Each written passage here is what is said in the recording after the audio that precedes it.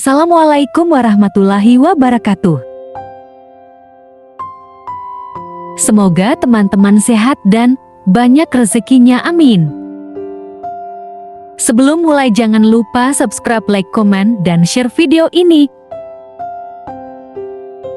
Aktifkan juga notifikasinya biar nggak ketinggalan update terbaru dari kami.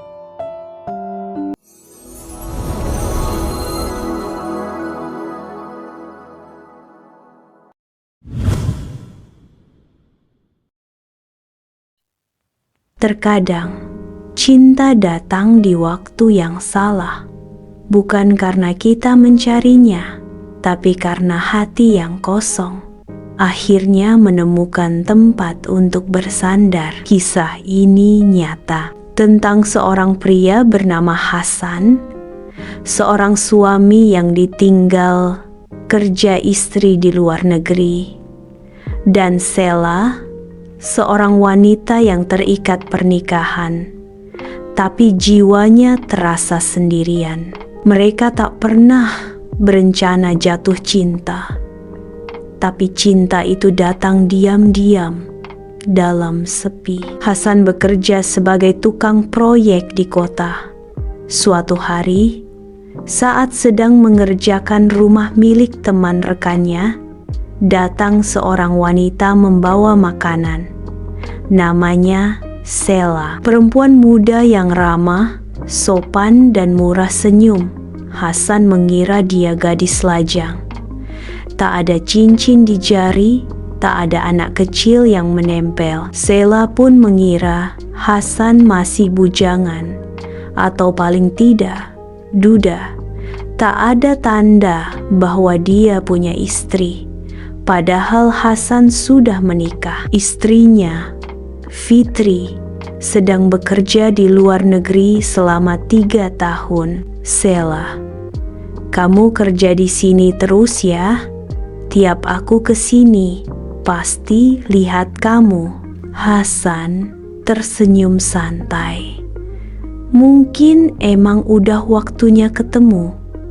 Biar aku gak kerja sendirian terus. Sela tertawa pelan. Pintar juga gombalnya. Hasan, belum apa-apa, kamu udah senyum. Bahaya nih. Sejak saat itu, mereka mulai sering bertukar pesan. Awalnya basa-basi, lalu masuk ke obrolan malam, video call, candaan, keluhan hidup, kesepian, dan perlahan mulai menyentuh hati. Hasan mulai terbuka. Ia bilang kalau istrinya sudah 2 tahun di luar negeri, dan selama itu ia merasa rumah hanya seperti tempat singgah, sepi, dingin. Sela pun mengaku kalau rumah tangganya sudah lama hampa. Suaminya sibuk sendiri, tidak lagi peduli. Ia merasa hidup seperti robot makan, tidur, melayani. Tapi hatinya kosong. Sela dalam video call larut malam. Aku kadang cuma pengen dipeluk, cuma itu. Tapi gak pernah ada yang peduli. Hasan pelan. Kalau aku yang di sampingmu, aku bakal peluk kamu tanpa harus kamu minta. Mereka bertemu di taman kota untuk pertama kali sebagai teman dekat. Malam itu angin dingin, tapi mereka duduk berdampingan diam, namun hangat. Sela menunduk. Kamu tahu ini salah, kan, Hasan? Tapi kenapa yang salah malah terasa paling benar? Sela, karena kita sama-sama sendiri dan butuh. Mereka mulai rutin bertemu. Sehari tak bertemu, rasanya gelisah. 2 hari tak bicara, seperti ada yang hilang. Mereka saling mengisi, saling memberi napas di tengah kekosongan masing-masing. Hingga suatu malam, mereka tak hanya duduk di taman. Mereka pergi ke hotel. Malam itu mereka menyatu. Bukan hanya tubuh, tapi perasaan. Hasan mulai menginap di rumah Sela saat suaminya pergi.